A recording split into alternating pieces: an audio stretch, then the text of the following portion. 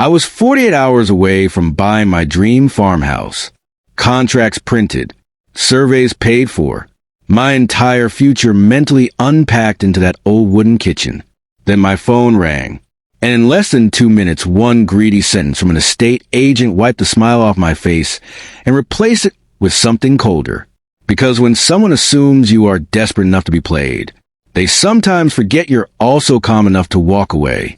If you've ever felt disrespected by someone who thought they were smarter than you, if you've ever been pressured, manipulated, or quietly squeezed for more money, hit that like button, subscribe to the channel, and get comfortable, because this is one of those revenge stories where patience wins, greed loses, and the ending is almost poetic.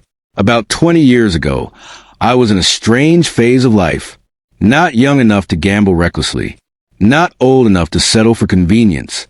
I wanted something solid, something real. That's when I found it, an aging farmhouse on the outskirts of a quiet village called Alderwick. Weathered stone walls, sloping roof, fields stretching behind it like they'd been waiting for someone patient enough to care. The house had been sitting on the market for nearly 2 years. Most people saw problems. I saw potential. The price was fair. The work would be heavy. But I wasn't afraid of effort. I was afraid of regret. So I made an offer.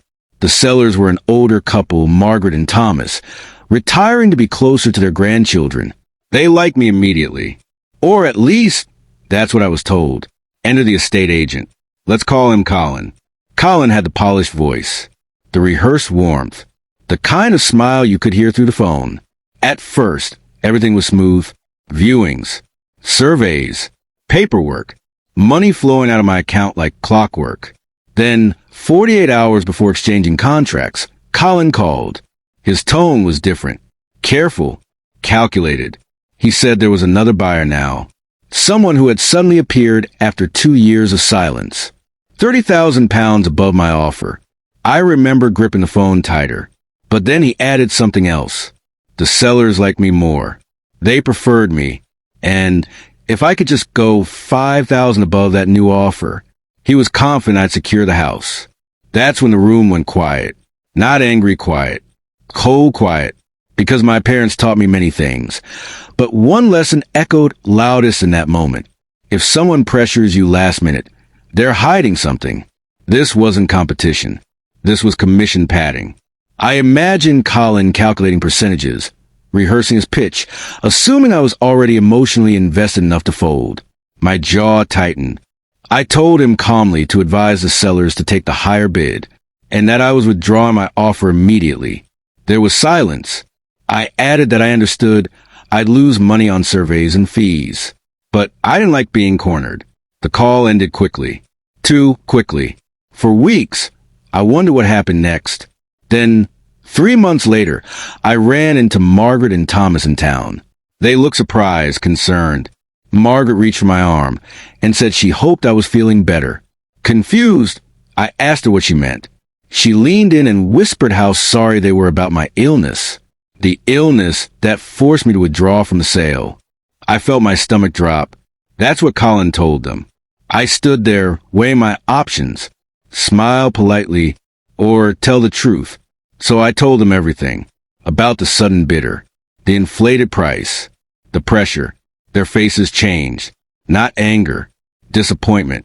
Thomas shook his head slowly and said the house was still for sale. No mystery buyer. No progress. Just months wasted. And that's when Margaret said something beautiful. If you're still interested, we'd rather sell to you. Privately. No agent. No games. I already had every survey, every report, every inspection. So we did it. Solicitors handled the paperwork. The house came off the market. I moved in. And Colin? Colin didn't get a single penny. There was no shouting. No confrontation. Just a quiet satisfaction of knowing that greed doesn't always win. Sometimes it costs everything. People think revenge has to be loud. Sometimes it's just knowing when to walk away and letting someone trip over their own arrogance. Fairness has a way of circling back. If this story gave you that slow, satisfying smile, hit like, subscribe, and comment below. Have you ever walked away from a deal and won because of it? More true revenge stories coming soon.